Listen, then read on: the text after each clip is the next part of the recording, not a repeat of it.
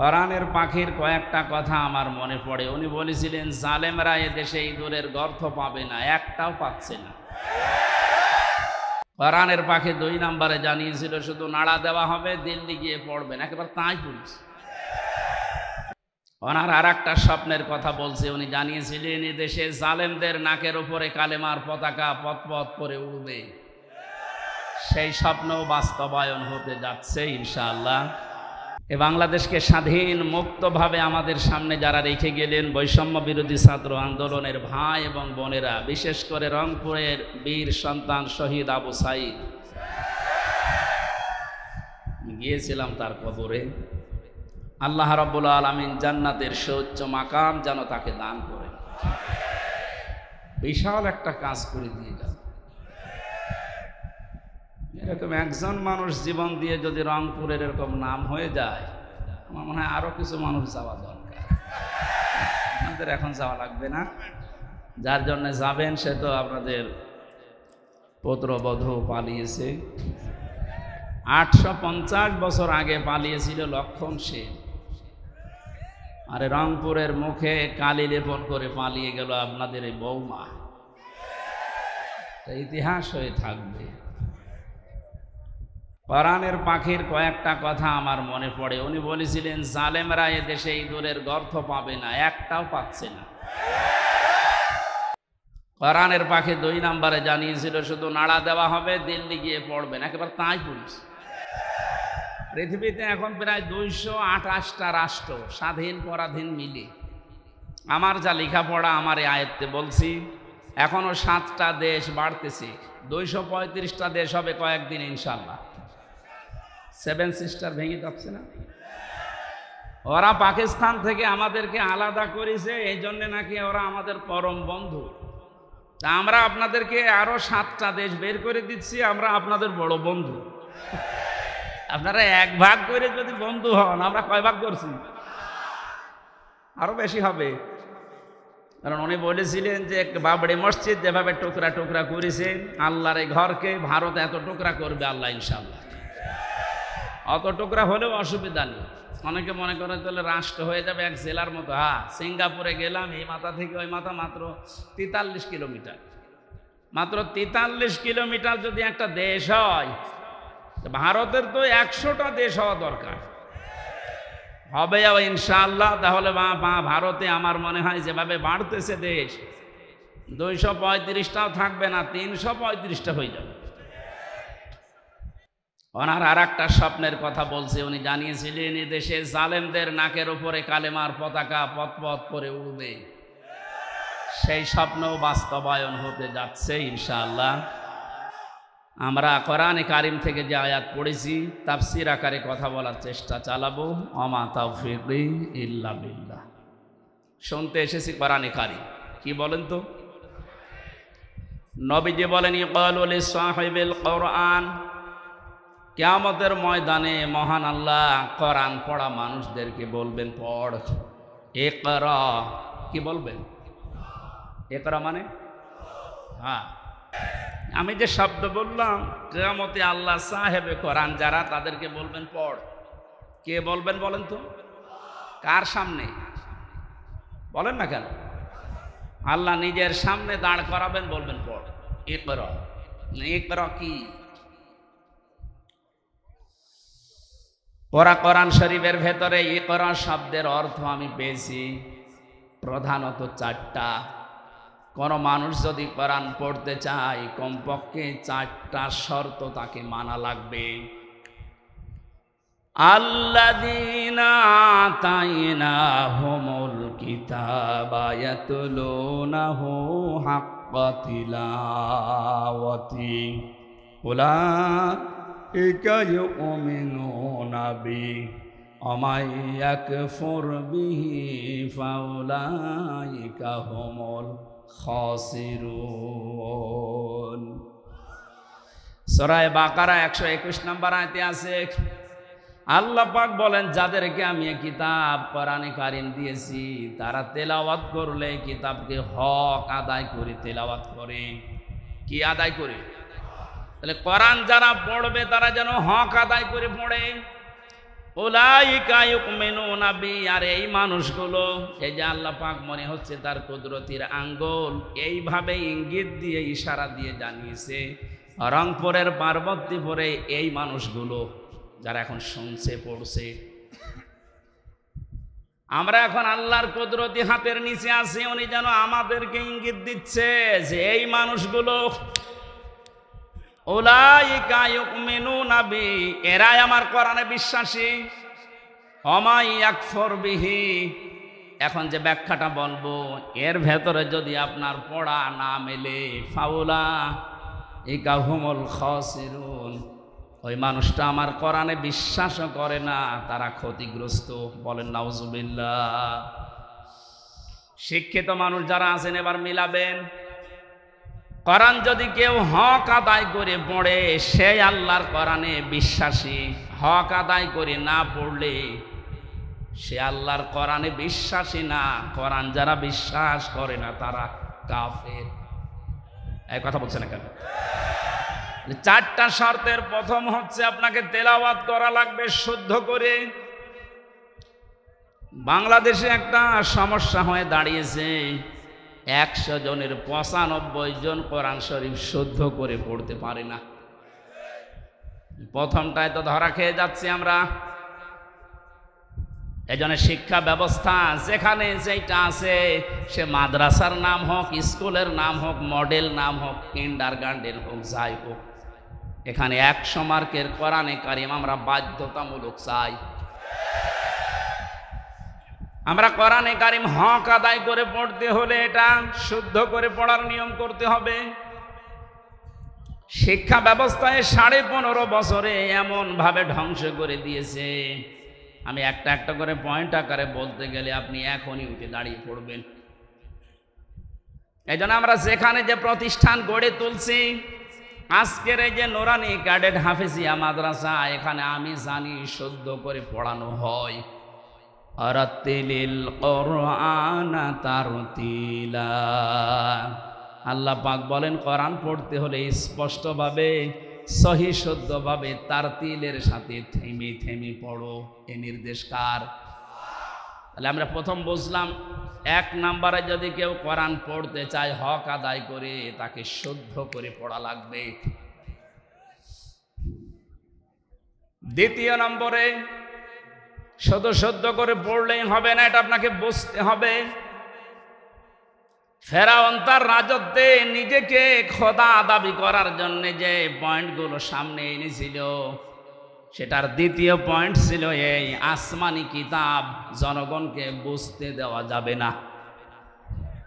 আমার মনে হয় 1000 বছর পর অনেকেই হামানের মতো মন্ত্রীর পরামর্শে, উপদেষ্টাদের পরামর্শে, লেডি ফিরাউন দুনিয়ায় যারা এসেছিল, তারাও আল্লাহর আসমানি কিতাব কোরআনে কারিমকে বোঝার পথ বন্ধ করে দিচ্ছিল। মানে দিয়েছে। কোরআন বোঝার মতো কোনো ইনস্টিটিউট দেশে খোলা হয় না, কোরআন গবেষণা করার মতো কোনো প্রতিষ্ঠান দেশে বানানো হয় না। লালনের জীবনী গবেষণা করার জন্য একাডেমি বানিয়েছে। লালন গবেষণাগার বানানো হয় এদেশে, লালন একাডেমি তৈরি করা হয়, অথচ কোরআনের একটা শব্দ নিয়ে আপনি চিন্তা ভাবনা করে নতুন কোনো তথ্য বের করবেন সেরকম কোনো প্রতিষ্ঠান এদেশে নেই। দুঃখজনক হলেও সত্য, আমরা 96% মুসলমান। কত ভাগ? 96%। 96% আমাদের দরকার নেই। গত পরশু দিনের আন্তর্জাতিক একটা রিপোর্ট পেয়েছি, এদেশে এখন 100 জনের 14 জন মানুষ যারা বিদায় নিয়েছে, জালেম স্বৈরাচারী, এদের পক্ষে এখনো পর্যন্ত সাফাই গাচ্ছে। 100 জনের জবান খোলেন না কেন? 100 জনের 28 জন এখনো পর্যন্ত যে কোনো কায়দায় থালা হাতে নেওয়ার চেষ্টায় আছে। সে যেভাবে হোক, থালা দেন, থালা নিয়ে কি করবে? আগস্ট মাসের 5 তারিখের পর থেকে আজকের এই সেপ্টেম্বরের 21 পর্যন্ত আমরা একটা জরিপ দেখতে পাচ্ছি, যারা এখনই খাবো খাবো বলছে তারা কিন্তু তাদের চরিত্রের বহিঃপ্রকাশ এই 1 মাস 15 দিনে ঘটিয়ে ফেলেছে।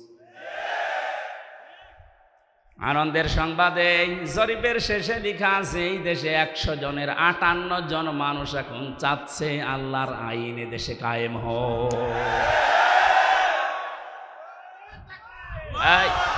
কথা বোঝার চেষ্টা করেন ভাই, তাকবীর পরে দিয়ে। যে মানুষগুলো চাচ্ছে দেশে 100 ভাগের 58 জন মানুষ আল্লাহর জমিনে আল্লাহর দিন কায়েম হয়ে যাক, তাহলে যে যার অধিকার ফিরে পাবে। তাদের মুখ দিয়েই শোনেন, তারা বলছে ভাই ওনাদেরকে একটু সময় দেন না কেন। কেবল মাত্র 1515 বছরের, একদিন 2 দিন না, 15.5 বছরে সব উলট পালট করে রেখে গেছে। যারা দায়িত্ব নিয়েছে তাদের প্রতিদিনের বক্তব্য এটা যে হাত দেব কোথায়, যেখানে হাত দেয় সেখানে দুর্নীতি। একটা দেশ কত বড় দুর্নীতিগ্রস্ত হলে কেন্দ্রীয় মসজিদের ইমাম পর্যন্ত পালিয়ে যায়। এক লোক বিবাহ করার পরে বাসর রাতে স্ত্রী রেখে একটু বাইরে গেছে, দাদি শাশুড়ি এসে বলছে কি গো আমার পুতি চাই। বউ বলছে দাদি শাশুড়ি আপনি দোয়া করেন, আপনাকে সংবাদ আমি দেব। কিছুক্ষণ পরে শাশুড়ি এসে বলছে কি গো বৌমা আমার নাতি চাই। বলছে মা আপনি দোয়া করেন।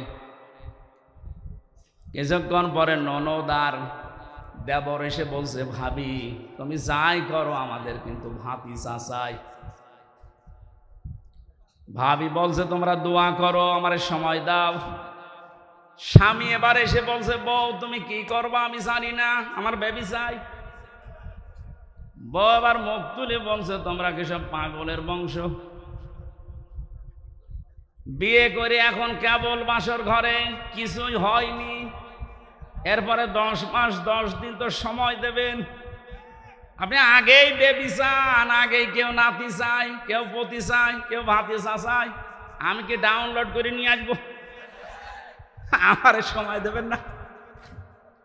15.5 বছর কি করেছে আপনি জানেন? একটা চেয়ারও দুর্নীতির বাইরে নেই।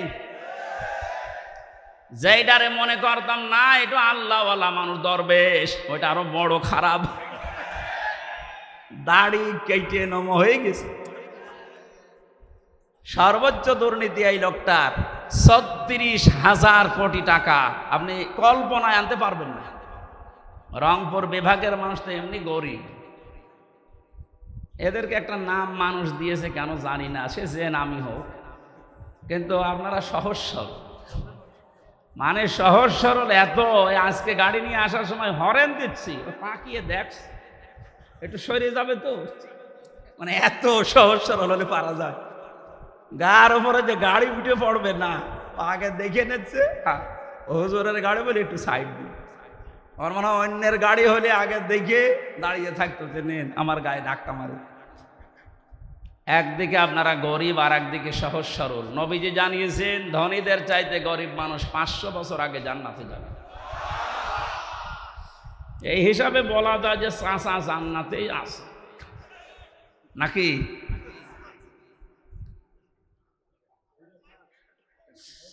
আমার ভাইরা যারা দায়িত্ব পেয়েছে সংস্কারের জন্য, যখন ছাত্ররা আপনাদের হাতে দিয়েছে খুব তাড়াতাড়ি করেন, এদেশের কোনো চেয়ার যেন বাকি না থাকে, সবগুলো সংস্কার করেন। কারণ এই জালেমদের দোসর এইগুলো। 1628টা চেয়ার ছিল বাংলাদেশে, মেন চেয়ার ওইগুলো, ওই চেয়ারগুলো দিয়ে এ দেশ পরিচালিত হতো, আর ডিরেকশন আর তো দাদার কাছ থেকে। সুতরাং আমরা চাই এদেশের এই 1628টা চেয়ারের একটা চেয়ারেও যেন কোনো জালেম না থাকে, জালেমের দোসররা না থাকে, সবগুলো সংস্কার করে নতুন মানুষ এনে বসান। হ্যাঁ কথা বলেন না কেন? এটা করার জন্য আপনাকে সময় কিছুদিন দেওয়া লাগবে না, 10 মাস 10 দিন, নাই তো কি ফ্ল্যাক্সি লোড করে নিয়ে আসবে। এখনই খালি বারবার যে দেন থালা, থালা দেন, থালা নিয়ে করবেন কি? এ অবস্থায় যদি আবার ছেড়ে দেয় তাহলে এই 15 বছরের মতো দিনের ভোট রাতি হয়ে যাবে। এজন্য সংস্কার যখন চলছে আমরা আহ্বান জানাই, যারা দায়িত্বে আছেন আপনারা একটা সম্মানজনক সময় নিয়ে তাড়াতাড়ি সংস্কার করেন। একটা জালেমের দোসরকেও আমরা আর দেখতে চাই না। আল্লামা মামুনুল হক কয়েকদিন আগে ঘোষণা দিয়েছেন, এই দেশে যেই মানুষগুলো জুলুম করেছে 1628টা, এর বাকি যারা জেলায়, উপজেলায়, থানায়, ইউনিয়নে যারা জালেম বলে চিহ্নিত, এদের ছবি মোড়ে মোড়ে টাঙিয়ে দেন, যেন জালেমরা কিয়ামতের আগে দেশে আসতে না পারে। এই দাবি আপনারা করেন না? কিয়ামতের আগে দেশে আর জালেমরা আসতে পারবে না, সব ছবি টাঙিয়ে দেন। আসুক, চট করে ঢুকবে, আমরাও চট করে ধরবো, চট করে আর একেবারে আয়না ঘরে লাগিয়ে দেবো। আমি 10 দিন ছিলাম মাত্র, এই আমার জীবন অতিষ্ঠ হয়ে গিয়েছিল। আর ব্যারিস্টার আরমান 8 বছর। আপনি ভাবতে পারেন কত বড় কঠিন জায়গা এটা। মুফতি ফখরুল ইসলাম আমার সাথে ছিল জেলখানায়। উনি বলছিল আমার যখন এই আয়না ঘরে নিয়ে যায়, মাটির নিচে এই পায়ের ভেতর দিয়ে হাত উপর দিয়ে দিয়ে সামনে যে রডের বেড়া দেওয়া আছে, এই রডের সাথে দিয়ে হাত তালা লাগিয়ে দিত।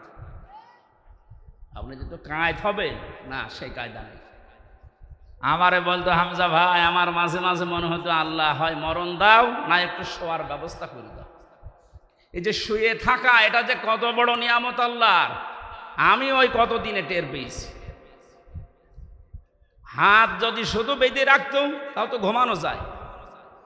হাতে পায়ের ভেতর দেয়, সামনের দিকে রডের বেড়া ওর সাথে লাগিয়ে তালা লাগিয়ে দেয়। দেখ, 1.5 মিনিট সময় দেয় টয়লেট করার জন্য। আর খাবার যা দেয় মনে হয় কেউ মাখিয়ে রেখেছে, ওইটাই না দেয়। খালে খান, না খেলে মরে যায়। মানে মরে গেলে তো আর অসুবিধা নেই, কেউ তো জানে না যে ও আছে কিনা, এমনি মানুষ মরে যায়। আমার নাই ভেতরে কোরআন শরীফ ছিল, প্রতিনিয়ত আমি কোরআন শরীফ পড়তাম আর বিভিন্ন দৃশ্য ভুলে থাকতাম। কিন্তু যারা হাফেজ না, কোরআন শরীফ নেই, তাদের কি অবস্থায় 8টা বছর কেটেছে বলেন তো। আমার 3 বছরই যেতে চাই না, আমার ডায়াবেটিস হয়ে গেছে, অথচ আমার শরীর চলে না। এই শরীরে ডায়াবেটিস হলে মেনে নেওয়া যায়? কি কষ্ট দিয়েছিল ওই মানুষগুলোকে। আমার মনে হচ্ছে এই দেশের 18 কোটি মানুষ যদি এই জালেমকে মাফ করে দেয়, ব্যারিস্টার আরমানের বউ জীবনও মাফ করবে। আপনারা করে দেন আপনাদের বউমা, আমাদের বউ, আমার বউ তো মাফ করবে না, কারণ 3 বছর আপনি তার থেকে কি অবস্থায় রাখলেন। আমারই জেলে দিলে কোনো সমস্যা না, জেলে দিলে 7 দিন পর পর দেখা করা যায়, কথা বলা যায় মোবাইলে। আর আমার একেবারে বিচ্ছিন্ন, সরকারি মোবাইল তো কল্পনাই করা যায় না। দায়িত্বে যেগুলো দিত সবগুলো হিন্দু, সুভাষ দাস, সুব্রত বালা, দেবদাস, দেবদুলাল, এই নাম শুনলেই মনে হচ্ছে যে এ কিছু না কিছু করবে। এসে 24 ঘন্টা পায়ের কাছে হাতের কাছে বসে থাকে। আমি তো কারোর সাথে কথা বলবো না। সবচাইতে বেশি ঝামেলায় লেগেছিল আমারে আর মাওলানা মামুনুল হক। আপনি কেন করলেন এইটা? এমনিতে জেলে দিতে, আটকে রাখতেন, রাখেন। এই কয়েকদিন আগে আমার মামলা সব খারিজ হয়ে গেছে। মানে আগস্টের 5 তারিখের পরে যেই মামলা তুলেছে সব খারিজ করে দিয়েছে বিচারপতি। বলছে কি দেখে মামলার বিচার করবো, এর ভেতরে কোনো মাল নেই, যা। আমি বলতে গেলাম যে বিচারপতি, এ 3 বছর তো আপনার কাছেই ছিল, তখন তো বলেননি যে কোনো মাল নেই, এখন বলছেন কোনো মাল নেই, কি দেখে বিচার করবেন? উনি এইটাই বলতো যে হুজুর আমার হাত বাঁধা ছিল। কি ছিল? এখন আমার হাত খোলা আছে, এখন আর তো কেউ বাধা দেওয়ার মতো নেই। এখন সত্যটা আমি সত্য বলে জানিয়ে দিলাম যে আপনি নির্দোষ, কোনো দোষ আপনার আমি পাইনি। আমার মনে হয় এদেশে 1628টা চেয়ার যে আছে, শুধু একটা চেয়ারের হাত খোলা ছিল, আর বাকি 1627টা চেয়ারের হাত বাঁধা ছিল। যারা লাফাতো এই কাকু থেকে শুরু করে হাসা মাহমুদ থেকে প্রত্যেকটা খালি আন্দাজে চাপা পিটাত, ওদের কথায় বার্তারায় কোনো মিল নেই। ওই একজনের শুধু হাত খোলা, উনি যা বলবে ওদের বলে আজকে এখন দিনে রাত 11টা 10 বাজে, ও যদি বলতো দিনের 11টা 10, এ জালেমের দোসরগুলো বলতো ঠিক আছে। এইরকম অবস্থায় পৌঁছিয়েছিল দেশটা।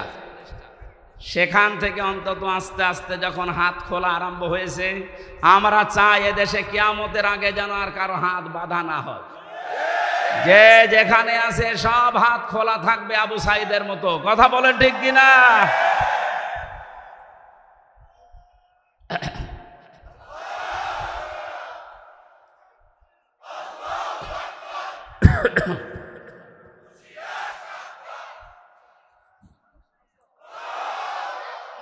দরুদ পড়ছি, সালাম পাঠাচ্ছি আমাদের নবী মুহাম্মদুর রাসূলুল্লাহ সাল্লাল্লাহু আলাইহি ওয়াসাল্লামের প্রতি। তার প্রথম শব্দ ছিল কিয়ামতের দিন আল্লাহ মানুষকে বলবেন পড়। পড়ার শর্ত বলছিলাম কয়টা? 1 নম্বরে পড়তে হবে শুদ্ধ করে, 2 নম্বরে বুঝতে হবে এই পড়া বিষয়টা। আমি ছোটবেলায় যখন 9-10 পড়তাম, ওই সময় একটা ছেলে পড়াতাম কুষ্টিয়াতে। একটা ছেলে আমার কাছে পড়ে, আমাদের ছোট নদী চলে বাঁকে বাঁকে। আমি বললাম এটা মুখস্থ করে আমারে শোনা বাঁকাই। আমারে বলছে হুজুর এই যে আমাদের ময়াকার দয়কার র একটা শব্দ লিখতে 4টা অক্ষর কেন লাগে এইটা আপনি বলেন, তারপরে আমি ছোট নদী পড়বো। আমি জানি না একটা শব্দ লিখতে, বাক্য লিখতে যে 4টা অক্ষর লাগে আমি তো জানি না। চিন্তা করলাম আল্লাহ এর বয়স কয় বছর, এখনো দুধ ছাড়েনি, আর একটা শব্দ পড়বে সামনের শব্দে যাবে না যতক্ষণ আগেরটা না বুঝবে। অথচ 96% মুসলমান এই দেশে আল্লাহর কালাম পড়ে যাচ্ছে আন্দাজে, কিচ্ছু জানে না। আহ্বান জানাচ্ছে এই ছেলেটার মতো মন তৈরি করেন, যেইটাই পড়বেন আগে বুঝবেন যে আল্লাহ এবং তার রাসূল কি জানাতে চায়, এরপরে শব্দে যাবে। কথা বুঝতেছেন? 3 নম্বরে শুধু পড়লে বুঝলেই হবে না, যতটুকু জ্ঞান আপনি পেয়েছেন এই জ্ঞানটা মানুষের কাছে নিজের জীবনের ভেতরে বাস্তবায়নের চেষ্টা চালাতে হবে। 4 নাম্বার শর্ত হচ্ছে শুধু নিজে মানলে হবে না, এটা মানুষের কাছে পৌঁছিয়ে দেওয়ার নিয়ত করা লাগবে। এই হাদিসের ব্যাখ্যায় আর একটা হাদিস পেয়েছি, এদিকে তাকান। আন আবি হুরায়রা রাদিয়াল্লাহু তাআলা আনহু قال قال النبي সাল্লাল্লাহু আলাইহি ওয়াসাল্লাম, নবীজি বলেন বাল্লিগু আন্নি ওয়ালাউ আয়া। তোমরা যদি একটা বাক্য জেনে থাকো ওটা মানুষের কাছে পৌঁছিয়ে দাও। বাল্লিগ দেননি নবীজি, বাল্লিগু বহু বচন। আলেম যারা আছেন তাদেরকে বলছি, কোরআনে কারিমে আল্লাহ বাল্লিগু দেয়নি, দিয়েছেন বাল্লিগ। ইয়া আইয়ুহার রাসূল বাল্লিগ মা উনসিলা ইলাইকা মির রাব্বিক। হে রাসূল আপনি তাবলীগ করেন, প্রচার করেন, ছড়িয়ে দেন, ছিটিয়ে দেন, জানিয়ে দেন, মানুষের ভেতরে প্রচার করেন যেটা আপনার রব আপনাকে দিয়েছে, তার নাম কোরআন শরীফ। তার নাম কি? আরো জোরে বলেন। কিন্তু এই কোরআন প্রচার করতে গিয়ে আপনার মনের ভেতরে যেন 2টা জিনিস কখনো না আসে। কিতাবুন উনসিলা ইলাইকা ফালা ইয়াকুম ফি সাদরিকা হারাজুম মিনহু লিতুনদিরা বিহি ওয়া যিকরা লিল মুমিনিন। বলেন আল্লাহু আকবার। আল্লাহ পাক বলেন এই যে কিতাব এ কোরআন আপনাকে দিলাম, এটা যখন মানুষের মাঝে প্রচার করবেন তখন আপনি যেন কোনো ভয় পাবেন না, কোনো দ্বিধা দ্বন্দ্ব সংশয় সন্দেহ এগুলো আপনার মনের ভেতরে কাজ না করে।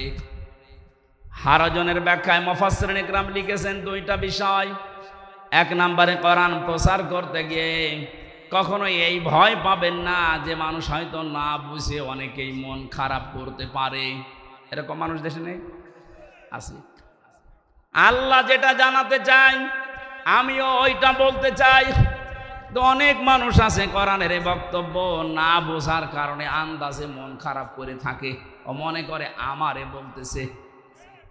দ্বিতীয় নম্বরে কোরআনে কারিমে আল্লাহ যেগুলো দিয়েছেন ইবাদত হিসাবে, আবাহমান কাল থেকে অনেকে এমন এমন ইবাদত আবিষ্কার করে করে যাচ্ছে যেগুলো আসলে কোরআনে নেই, ইসলামে নেই। হে নবী, আপনি যখন কোরআনের তাফসির করবেন তখন ওইগুলো তো টিকবে না। ওই মানুষগুলো তখন আপনার প্রতি মন খারাপ করবে, খারাপ ধারণা করবে। আজকে বাংলাদেশে যেমন মাজারওয়ালারা করছে, মাজারের কোন অস্তিত্ব কোরআন হাদিসে আছে? হ্যাঁ আছে। আপনি মাজারকে সংরক্ষণ করে রাখেন, কোনো ইহানত যেন না হয়, অপমান না হয়, গরু ছাগল যেন নষ্ট না করে। তাই বলে সেখানে সেজদা দেওয়া লাগবে, গাঁজা খাওয়া লাগবে, নারী পুরুষ জেনা করা লাগবে? কোথায় পেয়েছেন? আমরা তো এই মাজারের বিরুদ্ধে, যেখানে গাঁজা খাওয়া হয়, যেখানে নারী পুরুষের অবাধ মেলামেশা হয়। কথা বলেন না কেন? এরকম মাজার দেশে নেই। আপনি আমার সাথে চলেন, আমি দেখাবো চট্টগ্রামে অধিকাংশগুলোতে গাঁজার ফ্যাক্টরি আর নারী পুরুষের অবাধ জেনা। যেগুলো আবাসিক হোস্টেলগুলোতে হয়ে থাকে ওইগুলো মাজারে হচ্ছে প্রকাশ্যে। তাও হক্কানি আলেমরা কোনোদিন এটা দেখার পরে, জানার পরে সহ্য করতে পারে? এতদিন পর্যন্ত জালেমরা ওদেরকে পাত্তা দিত, জালেমরা ব্যবসা করে খেত, এই কারণে কিছু বলতো না। জালেম যেহেতু নেই এখন, আলেমরা এই জন্য এত বেশি সতর্ক করছে যে মাজারের অস্তিত্ব যেন না থাকে, গুড়িয়ে দেন। কারণ আলেমরা দেখে এসেছে যে হাজী সাহেব প্রধান অতিথি, সভাপতি, সভাসী হযরতে ওসমানের কবর আমি দেখেছি, খালি একটা পাথর দেওয়া আছে, বোঝা যাচ্ছে না। আর বাংলাদেশে গরু ছাগল মরে গেলেও কবর 3 তলা হয়। হযরত ওসমানের মতো দামি মানুষ আপনার বাবা, যার কবর পাকা করা লাগবে। ওসমান রাদিয়াল্লাহু তাআলা আনহুর কবর যদি মাত্র একটা পাথর দেওয়া থাকে, তাও বোঝা যাচ্ছে না। তাহলে বাল্যেগোর আমি ব্যাখ্যা করছিলাম যে বাল্যেগ না দিয়ে আল্লাহর নবী বাল্যেগও দিয়েছেন। এটা শুধু আমির হামজার কাজ না, যে যতটুকু জানবে ওইটাই তার প্রচার করা লাগবে, এটা ফরজ মনে করি। বাংলাদেশে এই দায়িত্ব যদি যিনি ছিলেন পালিয়েছে, তিনি সহ যে সেখানে আমরা আছি মুসলমান যারা দাবি করি, প্রত্যেকে নবীর এই কথাকে যদি ফরজ মনে করে পালন করতে পারতাম, এই 15.5 বছরে কোনো কোরআনের মাহফিল বন্ধ হতো না। কারণ সবাই আমি প্রচার করি, যে যতটুকু জানি। বাধা দেবে কে? বাধা দেবে তারও তো প্রচার করা ফরজ। কথা বলে না কেন? আমরা এই হাদিস না বোঝার কারণে আজ বহু বাধার সম্মুখীন হয়েছিলাম। এখন এটা যেহেতু মানুষ জানছে যে আমি যদি জানি কুল হুয়াল্লাহু আহাদ, এইটাও প্রচার করা নামাজের মতো ফরজ। তাহলে কোরআন পড়তে হবে। এই করার ব্যাখ্যা বললাম 4টা: শুদ্ধ করে পড়া, নিজে বোঝা, নিজে ওর ওপরে কাজ করা, আর এটা মানুষের কাছে পৌঁছিয়ে দেওয়া। আল্লাহ এই 4টা শর্ত যারা মানে তাদেরকেই বলেন উলাইকা ইউমিনুনা বি, এরাই কোরআনে বিশ্বাসী। আর এই 4টা যারা মানে না, শুদ্ধ করে হয়তো পড়ায় কিন্তু বোঝে না, বুঝলেও হয়তো ওটা জীবনে মানে না, মানলেও এটা যে প্রচার করা লাগবে এই কাজে সে নেই, এটাকে সে ফিতনা মনে করে না। প্রচার করতে গেলে না জানি আবার কে কি মনে করে, মন খারাপ করে কিনা, না বুঝে আবার উল্টাপাল্টা ধারণা আসে কিনা, সমস্যা হয় কিনা, এই জন্যই তো অনেকে চুপ থাকে। কথা বলেন। আমার রিমান্ডে 10 দিনই একই প্রশ্ন করেছিল যে অত বেশি বলার দরকার কি? আপনি চুপ থাকতে পারেন না, তাহলে তার এই মাটির নিচে আসা লাগে না। তাহলে ওরাও জানতো যেটা প্রচার করা, ও যা বলে বানিয়ে তো বলে না, সঠিক কথাই বলে, কিন্তু ওর মুখ বন্ধ করা লাগবে। যেন এমন এমন কড়া কড়া কাজ করেছিল আমার সাথে, আমার 11 ঘন্টা টাঙিয়েছি, কালো কাপড় দিয়ে চোখ বেঁধে, সামনে না পেছনে হাত বেঁধে, ডান্ডা বেড়ি লাগিয়ে মাজায় দড়ি দিয়ে টাঙিয়েছি। 1-2 ঘন্টা 5 ঘন্টা 11 ঘন্টা আমার নামাজ পড়তেও দেয়নি। 4 ওয়াক্ত নামাজ আমি আন্দাজে পড়েছি, কারণ সব বাধা। 1.5 মিনিট 2 মিনিট সময় দিতে খালি পোশাক করে আসি, মাটির নিচে তো কিছু বোঝা যায় না। এরপরে শেষে যখন আর রাজি হয়নি, বলছে এই আকিজ গ্রুপে আমি চাকরি করতাম, আকিজের বিরুদ্ধে বলা লাগবে। সর্বশেষ বলেছিল জামাতে ইসলামী বাংলাদেশ এবং ছাত্র শিবিরের বিরুদ্ধে যে কথাগুলো লিখে দিলাম, ওরা জঙ্গি সংগঠন, এগুলো বলা লাগবে। যদি না বলেন আপনার বউ তুলে নিয়ে আনবে। বলেন কোথায় ওদের চরিত্র পৌঁছিয়েছিল। যেগুলো অফিসার ছিল আমার মনে হয় সবগুলো বাইরের দেশ থেকে ট্রেনিং দেওয়া। এদের চরিত্র এত খারাপ, আল্লাহর ভুল ধরতো মাঝে মাঝে। আরে ভাই, তুই আমার মামলার বিষয়ে জিজ্ঞাসা কর যে এই বিষয়ে আপনি কিছু জানেন কিনা। না, ও আল্লাহর ভুল ধর। অথচ মুসলমান, নাম জাহিদুল ইসলাম, নাম আতিকুল ইসলাম, শেখ ইমরান, ডিসি মান্না, আসাদুজ্জামান, মনিরুল ইসলাম, কি সুন্দর সুন্দর নাম দেখেছেন। আসাদুজ্জামান মানে কি? জামানার বাঘ।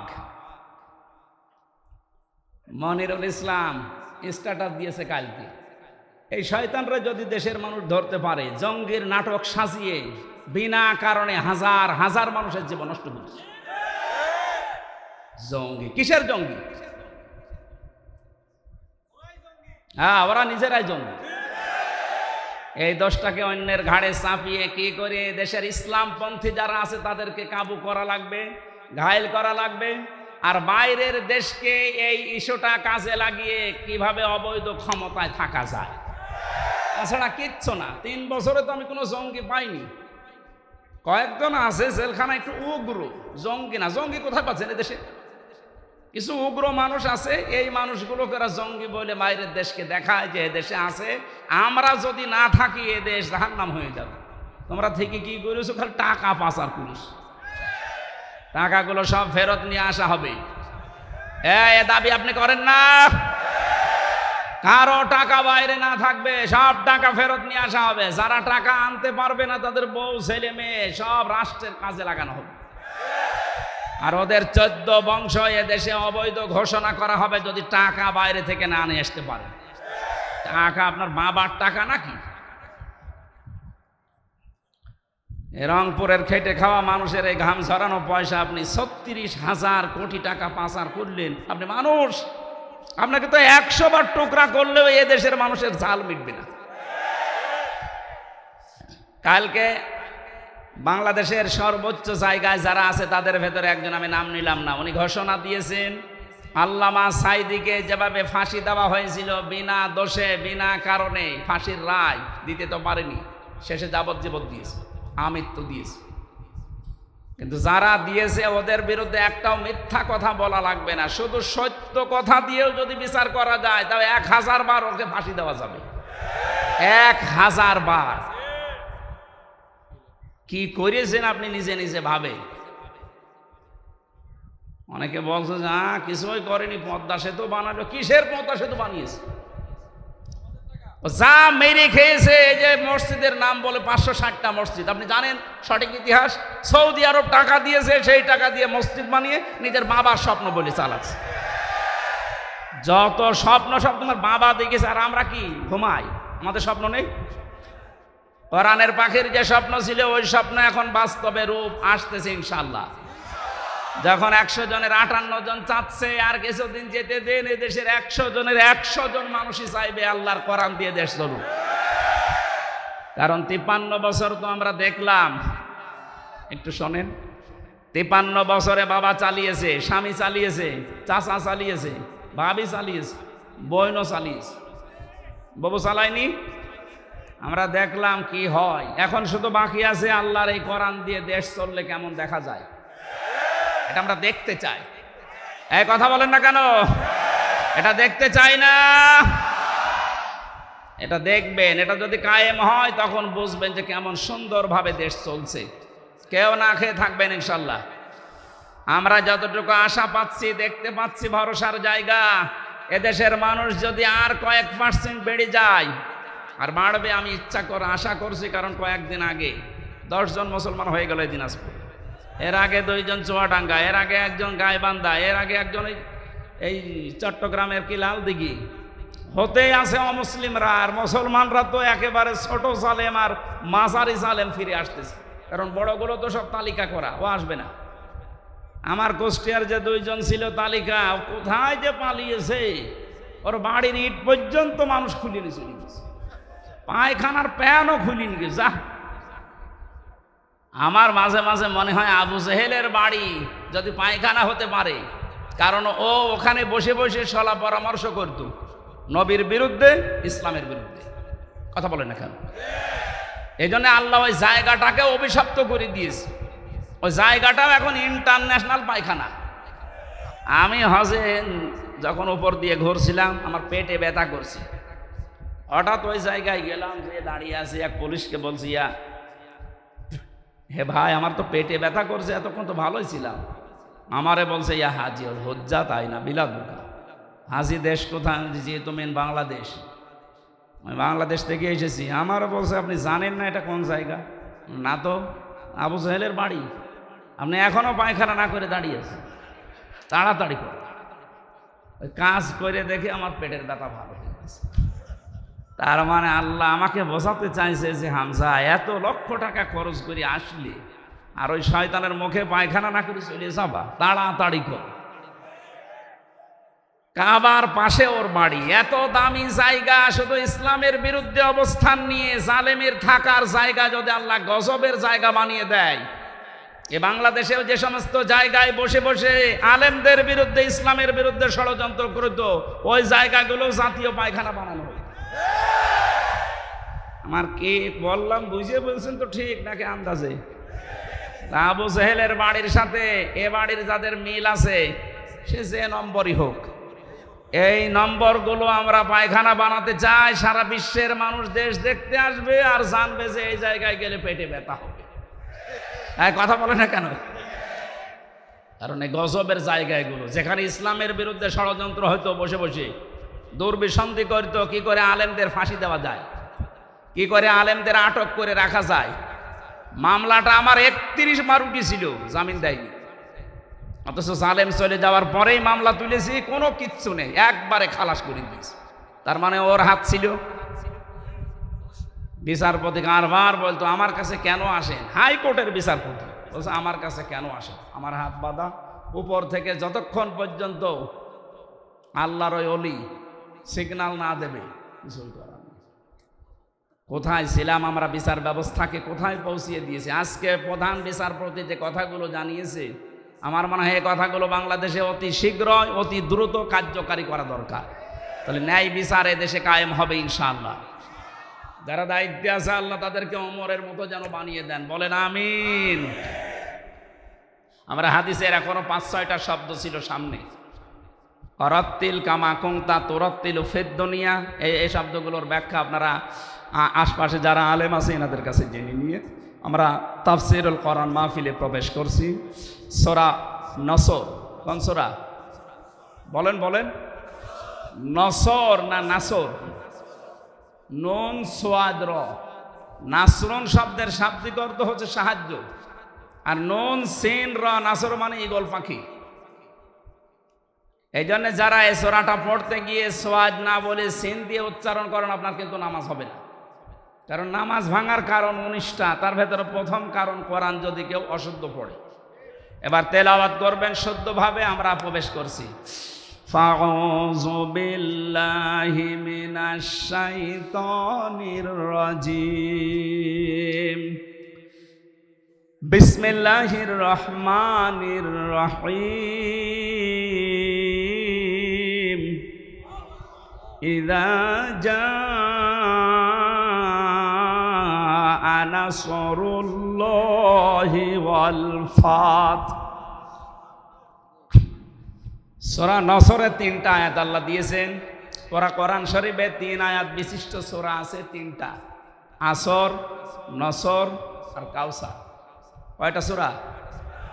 এর ভেতরে মাত্র 3টা আয়াত আছে। আমার তো যতটুকু কোরআনের উপরে পড়াশোনা করা আছে, এই নসরের ভেতরে আল্লাহ এত কথা দিয়েছেন, তাফসীর আকারে যদি আমি কিয়ামত পর্যন্ত হায়াত পাই, তাও এত কথা শেষ করা সম্ভব না। এত কথা এই সূরার ভেতরে আছে। নসর শব্দের শাব্দিক অর্থ সাহায্য। আল্লাহ বলেন, যখন আসবে আমার সাহায্য তখন আপনি বিজয় দেখতে পাবেন। তাহলে বিজয় আসার শর্ত সাহায্য। বিজয় আসার শর্ত কি? এই 15.5 বছর পরে যে বিজয় এসেছে, এটা আল্লাহর সাহায্যে এসেছে। মাধ্যম বৈষম্য বিরোধী ছাত্র আন্দোলনে যারা জীবন দিল এরা মাধ্যম, আর যারা 2700 এখনো হাসপাতালের বেডে কাতরাচ্ছে, আমরা এদেশের দায়িত্বে এখন যারা আছেন তাদেরকে আহ্বান জানাচ্ছি, বাংলাদেশে এখনো যারা হাসপাতালে কাতরায়, বিশেষ করে স্বাধীনতায় এই যুদ্ধে যারা আহত হয়েছে, প্রত্যেককেই যেন পুনর্বাসন করা হয় তা সঠিকভাবে এবং স্থায়ীভাবে। কথা বলেন ঠিক কিনা? এরা জীবন্ত শহীদ, কারো চোখ নেই, কারো পা নেই। আমি কুষ্টিয়া হাসপাতালে এই 6 তারিখে গিয়েছিলাম দেখার জন্য। 5 তারিখে স্বাধীন হয়েছে, 6 তারিখে সকালে গিয়ে দেখি একজনের অন্ডকোষ উড়ে গেছে, একজনের চোখ উড়ে গেছে। আমার যতটুকু সমর্থ ছিল আমার বাবার, আমি নিজের পক্ষ থেকে বাড়িগুলো ওই শহীদদের বাড়ি গিয়ে সাহায্য করে এসেছি। রাষ্ট্রকে আহ্বান জানাচ্ছে আপনারা এগিয়ে আসেন। এই দরবেশের টাকা এবং এই জালেমাদের টাকা পয়সা সবগুলো বাজেয়াপ্ত করে এদের পেছনে খরচ করে। আমার ভাইরা, এজন্য যে বিজয় আমরা পেয়েছি এটা আল্লাহর সাহায্যে, তাছাড়া সম্ভব ছিল না। 15.5 বছর এদেশে বহু মানুষ চেষ্টা চালিয়েছে, পারে নাই। আমার মনে হচ্ছে আবু সাইদ, মুগ্ধ, রায়হান, ইয়ামিন সহ এই ছেলে মেয়েদেরকে আমার আল্লাহ পাক এই দেশে আবাবিল পাখির মতো পাঠিয়েছে। ইযা জাআ নাসরুল্লাহি ওয়াল ফাত, যখন আসবে আল্লাহর সাহায্য, হে নবী আপনি বিজয় দেখতে পাবেন। আর বিজয় যখন আসবে, যে 7টা জিনিস পর পর দেখা যাবে, তার 1 নম্বরে ওয়ারাআইতান নাসা ইয়াদখুলুনা ফি দীনিল্লাহি আফওয়াজা, আপনি দেখতে পাবেন দলে দলে পালে পালে মানুষ ইসলামে প্রবেশ করছে। কোথায়? বলেন বলেন। এই সুযোগটাকে যেন অন্যদিকে না নিয়ে যায়। এই জন্য ফরিদপুর থেকে শুরু করে এই যে পঞ্চগড়ে অনেকে এখন কাজে লেগে পড়েছে বিভিন্ন মিশনারির নাম দিয়ে। সাদা পোশাকে তারা আসতেছে, নারী আর পুরুষ সবার পোশাক সাদা। ওরা এখন খ্রিস্টান ধর্মের নাম না, ঈসাই ধর্মের নাম দিয়ে মানুষদেরকে ওই ধর্মে নিয়ে যেতে চেষ্টা চালাচ্ছে। এটা বিজয়ের বিপক্ষের অবস্থান। বিজয় আসলে আপনি দেখতে পাবেন দলে দলে মানুষ পালে পালে ইসলামে আসবে, খ্রিস্টান ধর্মে আসবে, হিন্দু ধর্মে আসবে, ইহুদি ধর্মে আসবে। এরকম কোনো কথা আল্লাহ পাক ঘোষণা দেননি। সুতরাং যারা এগুলো করছেন আপনাদের মতলব অন্যদিকে। আমি কথা বোঝাতে পারিনি, নিচে নামা যাচ্ছে না, সমস্যা আছে। সুতরাং এগুলো যারা করছেন আপনারা থামবেন। এ দেশের বিজয় মুসলমানেরা যখন এনে দিয়েছে, আল্লাহ যেটা জানাতে চায় দলে দলে পালে পালো মানুষ ইসলামে আসবে, এইটাই আমরা দেখতে চাই, অন্য কিছু না। সুতরাং ইহুদি, খ্রিস্টান, কাদিয়ানি, অন্যান্য যত নাম নিয়ে মানুষদেরকে ইসলাম থেকে বের করার চেষ্টা চালাচ্ছেন, এদেশের মুসলমানেরা এখনো বুঝে উঠতে পারেনি। যদি বুঝে উঠতে পারে, মাটি তলা পায়ের নিচে কিন্তু মাটি থাকতে দেবে না। কথা বলেন। আমরা আপনাদেরকে আহ্বান জানালাম, আপনারা থামবেন। যারা অন্য ধর্মের প্রচার করছেন, 96% মুসলমানের দেশে ইসলাম থাকবে, অন্য কিছু না। অন্য যারা থাকবে জিজিয়া দিয়ে থাকবে। কথা বলে না কেন? আপনারা যদি বসবাস করতে চান, হ্যাঁ ওয়েলকাম, স্বাগতম জানাচ্ছি, নিরাপত্তা দিয়ে রাখা হবে, কিন্তু নিজেদের ধর্ম ইসলামের উপরে চাপিয়ে দেবেন না। কারণ আল্লাহর সাহায্য যখন আসে তখন বিজয় আসে। এই আয়াত অনুযায়ী আমরা দেখতে পাচ্ছি বিজয় আসার প্রথম কাজ, মানুষ আসবে ইসলামে। কোথায়? আফওয়াজা শব্দের শাব্দিক অর্থ আলেম যারা আছে জিজ্ঞাসা করেন তো। দলে দলে পালে পালে মানুষ ইসলামে আসবে, এর প্রমাণিত এই যে দিনাজপুরের 10 জন মুসলমান হয়ে গেল। তা আপনি আবার কোত্থেকে কি ঈসাই ধর্ম নিয়ে আসতেছেন? এবার আসেন তো শব্দের দিকে তাকায়। আল্লাহ পাক বলেন, হে নবী আপনি দেখতে পাবেন মানুষগুলো দলে দলে পালে পালে প্রবেশ করছে ফি দীনিল্লাহ, আল্লাহর দিনে। কার দিন? বলেন তো দিন কার? আরো জোরে। আমাদের নাকি দিন? দিন আল্লাহর, আমরা হচ্ছে দিনের খাদেম, কামলা, লেবার, মনীষ, পাট, যাই বলেন, সার্ভেন্ট, ভিত্ত। আমরা কেউ এ দেশে দিনের মালিক না, আমরা সবাই দিনের খাদেম। দিনের খাদেমে কথা বলতে লজ্জা হয়, শরম লাগে, নিজেকে ছোট মনে হয়। আরে বিশ্ব নবী ছিলেন দিনের খাদেম। প্রচার করতে গিয়ে যখন কাফেরেরা পাথর দিয়ে আঘাত করত, ঢেকে ফেলতেন মারতে মারতে, হযরতে জিবরাইল এসে যখন পাথরগুলো সরিয়ে ফেলেন, নবীজি আহত অবস্থায়, ক্ষত বিক্ষত অবস্থায়, কথা বলতে পারেন না, এমন কঠিন অবস্থায়ও বলতেন, ইয়া আখি জিবরাইল, হে ভাই জিবরাইল, আমার কাজটা সকালবেলা থেকে কি? অন্য কোনো কাজ আছে আমার? ফেরেশতা জিবরাইল বলতেন, ইয়া রাসূলুল্লাহ, আল্লাহ পাক আমাকে জানাতে চেয়েছেন, বলতে বলেছেন এই কথা যে সকালবেলা থেকে আপনার কাজ এই দিনের খেদমত করা, কারণ দিন প্রচারের জন্য দিনের খাদেম হিসাবে আল্লাহ আপনাকে পাঠিয়েছেন। দিনের মালিক নবীজিও না, দিনের খাদেম ছিলেন তিনি। আমরাও দিনের খাদেম। বাস্তবতা এবার সামনে নিয়ে আসছি আমরা। আজ 53 বছরে দিনের খেদমত করছে এদেশের অনেক মুসলমানেরা, চেষ্টা চালাচ্ছে। দিনের খেদমতের যে সমস্ত পর্যায়গুলো আছে, মানুষকে দিনের দিকে নিয়ে আসা, ডাকা, দিনকে আল্লাহর জমিনে কায়েম করা, যে যেভাবে পারছি আমরা চেষ্টা করছি। কিন্তু দেখতে পাচ্ছি আমাদের এই বাধা দেওয়ার জন্য অনেকে উঠে পড়ে লেগেছে। আজকের মাহফিলের সভাপতি বাবুল সাহেব, উনি যদি বলে আমাদের 10 জনকে যে আপনাদের আমরা কামলা নিলাম, আপনি এই 2 বিঘা জমি ধান লাগিয়ে দেন, আমরা 10 জন মিলে ধান লাগাচ্ছি, বিকাল 5টা পর্যন্ত আমাদের ডিউটি, উনি বিকাল 5টা এসে আমাদের বেতন দিয়ে দেবেন। বিকাল 5টা বাজতে আর মাত্র 10 মিনিট বাকি আছে। 10-12 জন মস্তান মোটর সাইকেল নিয়ে, অস্ত্র নিয়ে এসে বলছে ধান লাগানো যাবে না, যা লাগিয়েছেন সব আমরা তুলে ফেলবো। আমরা যারা কামলা আছি, খাদেম আছি, আমরা যারা লেবার আছি, আমরা বলবো ভাই আপনারা ধান তুলে ফেলবেন, অসুবিধা নেই, কারণ ধানের মালিকও আমরা না, এ জমির মালিকও আমরা না। কথা বলেন না কেন? আমাদের একটা উদ্দেশ্য আছে এখানে কাজ করার।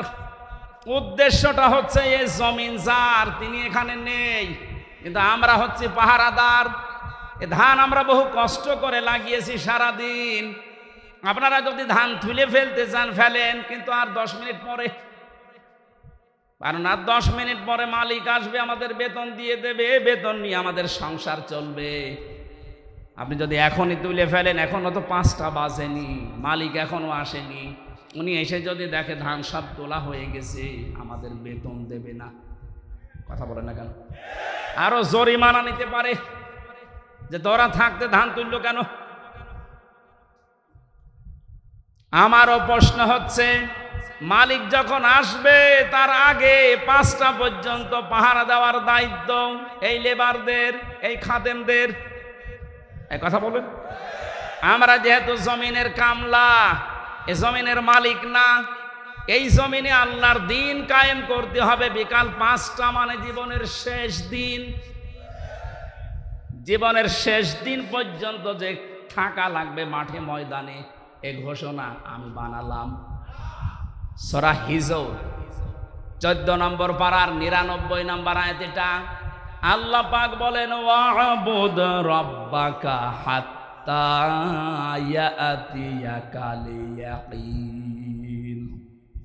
হে নবী, আপনার রবের ইবাদত করবেন, রবের জমিনে আপনি ইবাদত করবেন, কামলা দেবেন। কতদিন পর্যন্ত? যতদিন আপনার মরণ না আসে। তার মানে জমিনে দিন কায়েম করার জন্য চেষ্টা চালাতে হবে। জীবনের শেষ দিন বিকাল 5টা মরণ পর্যন্ত। এর ভেতরে যদি কেউ বাধা দিতে আসেন, ওই ধান তুলে ফেললে যেমন মাস্তানদের সাথে হাতাহাতি হওয়া, কথা কাটাকাটি হওয়া, মারামারি হওয়া, খুন খারাপি হওয়া সম্ভাবনা নেই? বলেন বলেন বলেন। সুতরাং এই জমিনেও আমরা বিকাল 5টা পর্যন্ত কাজ করব। এর ভেতরে যদি কেউ বাধা দিতে আসেন, হাতাহাতি হবে, কথা কাটাকাটি হবে, মারামারি হবে, প্রয়োজন হলে মেরেও ফেলতে পারে। কারণ আমাদের বেতন দরকার। আমাদের বেতনের নাম জান্নাত। দেবে কয়টায়? 5টায়। বলেন বলেন। যেহেতু এখনো বিকাল 5টা বাজে নাই, মানে জীবনের শেষ দিন আসে নাই। আমার জীবনের মেন কাজই এখন এইটা, কি করে জমিন আল্লাহর দিন কায়েম হয়। এর ভেতরে বহু বাধা দিয়েছিলেন বিভিন্ন কায়দায়, যেগুলো বাধা দিয়েছে সেগুলোকে আল্লাহ নিজে অপমান করছে। এই যে কালামানিক বিসি উড়ে গেছে, বিসি উড়ে যায়নি, ওর অবস্থা এখন ভালো না। দয়া পরবশ হয়ে অনেক বিচারপতি এখন বলছে ওরে ছেড়ে দিলে ভালো হয়। কিসের ছেড়ে দেওয়া? ও মরে যাক, ওর কোনো ছাড় নেই। শুধু ও না, যত জালেম ধরা পড়েছে ওরা যেন কিয়ামতের আগে আর ছাড়া না পায়। তাহলে গেল ক্যান্সার। এ বের হলে আবার ইসলামের বিরুদ্ধে ষড়যন্ত্র করবে, ধান তুলে ফেলবে। এক কথা বলে না কেন? আমি জেলে বসে আছি আর আমার নামে তালিকা করেছে 116 জনের ভেতরে আমার নাম আছে। আরে বেটা, আমি তো বসে আছি 3 বছর। কত বড় শয়তান দিয়ে গেছেন। আর ওরে নাকি এখন ছেড়ে দেবে। কিসের ছেড়ে দেওয়া? কোনো ছাড় নেই এদের। যেহেতু আমরা বিকাল 5টা পর্যন্ত কাজ করছি, অনেক মস্তান হস্তান আসবে এ ধান তুলে ফেলতে। এ ধান লাগিয়ে বিকালে যখন মালিক আসবে বেতন দেবে, এরপরে বাড়ি। এর আগে জমিন ছাড়া যাবে। কারা কারা টিকে থাকবেন বিকাল 5টা পর্যন্ত দেখি? লিল্লাহে তাকবীর। দিন ইসলাম, দিন ইসলাম, আল কোরআনের আলো, দুনিয়ার মুসলিম, এক হও, লড়াই করো, নারায়ে তাকবীর। আমির হামজা ভাই এগিয়ে চলো। আলহামদুলিল্লাহ ভাই।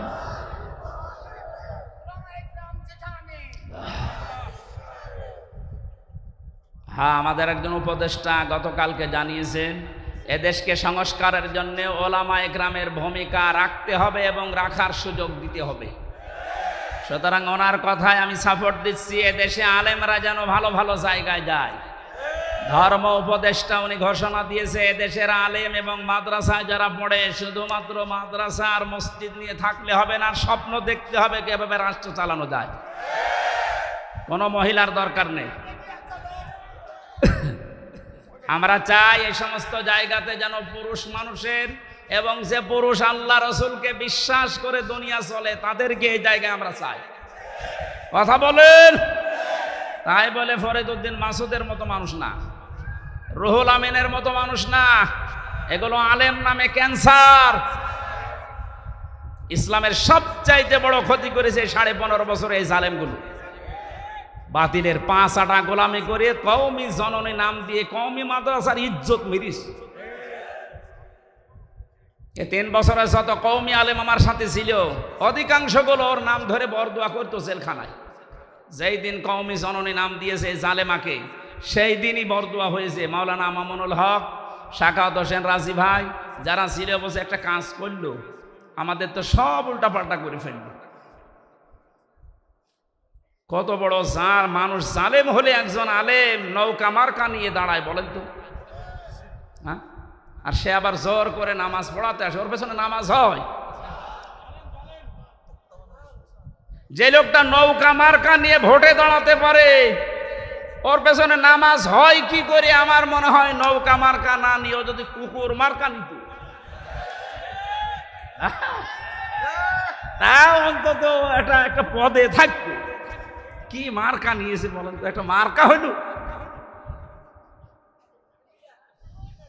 ইয়াজিদ এই নামটা যেমন গালি হয়ে গেছে, আমার মনে হয় এদেশে অনেকের নাম এখন সামনে কালের আবর্তনে গালি হয়ে যাবে। আপনি যদি হিন্দুকেও বলেন ভাই 5,000 টাকা দেবো ছেলের নাম ইয়াজিদ রাখেন, বলো এটা নাম হইল তো গালি। কাউকে যদি বলে ইয়াজিদের বাচ্চা, ওই এমনি রেখে যাবে। দেখেন যে সময় আসতেছে কিছুদিন পরে যাই বলবেন আপনি অমকের বাচ্চা, ওই এমনি রেখে যাবেন, বলবে না আপনি দরকারে আমার কুকুরের বাচ্চা বলেন, তারপরও আমি ওই নামের বাচ্চা হতে রাজি না। মানুষ হয়তো না বুঝেও বলতে পারে, কেউ কেউ যদি শোনে বলেন যে কুকুরও জানোয়ার, ওকে টের পাচ্ছে। সুতরাং কালের আবর্তনে আমরা দেখতে পাচ্ছি আপনাদের নামও থাকবে না। 15.5 বছরে যেমন পরিচয় দিতে আমাদের ভয় পেতাম, এই যে অবস্থায় 1 মাস 15 দিনে হয়েছে, এখন এদেশে আমার সারা দেশ ঘোরা শেষ, একটা জেলাও আমার বাকি নেই। যা দেখতেছি এদেশের 1 ইঞ্চি জায়গায় দাঁড়িয়ে কেউ কথা বলার সাহস এখন নেই যে আমি এই করি, বলতে পারবে? পিটিয়ে মেরে ফেলবে। আমার বংশের 100 জনের 98 জন ছিল ওই ওই ওই আগস্টের 5 তারিখের পরে বিকালবেলা আমারে বলছে, বাবাজি আমরা সব জামাতে ইসলামী হয়ে গেছি। হ্যাঁ, জামাতে ইসলাম? এতদিন কি করলেন? আমি 3টা বছর জেলে পড়ে আছি, কোনোদিন খোঁজও নেননি। আরো আমার বাবার কাছে যে টিটকারে দিত, তো ভালোই হয়েছে। এখন ঠেলা টের পান আপনি যে হঠাৎ করেই ঘুরে গেলেন। ছোটখাটো এবং মাঝারি ধরনের জালেম যারা সব ফিরে আসতেছে, কারণ এরা জানে যে এদেশে কিয়ামতের আগে অন্তত আর দাঁড় করানো আমাদের সম্ভব না, বুঝে ফেলেছে। এই জন্যই বলছি মোড়ে মোড়ে ছবি টাঙিয়ে দেন, ফেসবুকে দিয়ে দেন, যে এগুলো যেন দেশে আসতে না পারে, এলাকায় ঢুকতে না পারে। নূহ আলাইহিস সালামের ওই দোয়াই করছিল, তাদার আলাল আরদি মিনাল কাফিরিনা দাজ্জার, এদের আন্ডা বাচ্চা পর্যন্ত জমিনে থাকতে না পারে, কারণ ওর পেট থেকে যেটা আসবে ওটা ডবল হারামি হবে।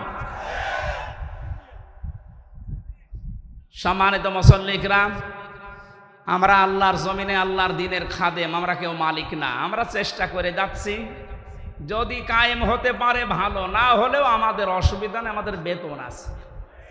কথা বলেন না কেন?